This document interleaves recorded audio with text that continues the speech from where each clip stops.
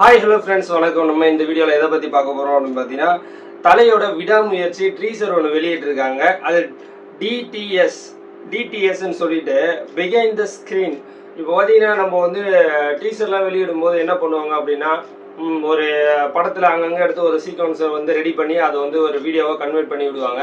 இப்போ என்ன பண்ணியிருக்காங்க அப்படின்னு பார்த்தீங்கன்னா, ஷூட்டிங் பார்ட்டில் என்ன நடந்திருக்கோ அதெல்லாம் ஒரு சீக்வன்ஸாக கன்வெர்ட் பண்ணி ஒரு வீடியோவோ மேக்கிங் வீடியோவோ எடுத்து போட்டிருக்காங்க. வேறு லெவலில் இருக்குங்க, தரமாக இருக்குது.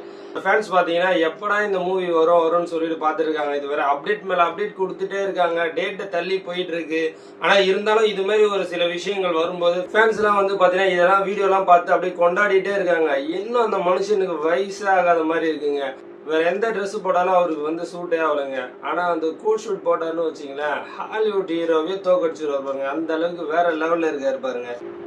டைரக்டர் ஆக்ஷன் சார்னு சொல்றாரு. சொன்ன உடனே பார்த்தீங்கன்னா அப்படியே வந்து கோட் ஷூட் போட்டு தலை வந்து அந்த கேமரா முன்னாடி வந்து நிற்கிற அந்த கெத்து வேற லெவலில் இருக்கு. அதுக்கப்புறம் பார்த்தீங்கன்னா நம்ம தலைவர் ஆக்ஷன் கிங்கு, அவர் தரமான வில்லனா இல்லை தலைக்கு வந்து ஃப்ரெண்டான்னு தெரியல, வேற மாதிரி இருக்காரு.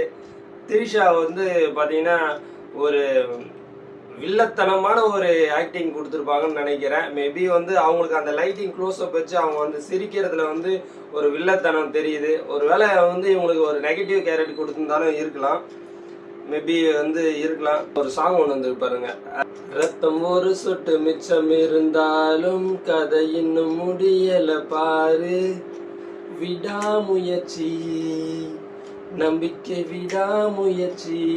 வேற லெவலுங்க. இந்த படம் விடாமுயற்சியாக தான் இருக்கு. இப்போ வரும் அப்போ வரும் ரசிகர்களிடையே எதிர்பார்த்துட்டு இருக்காங்க.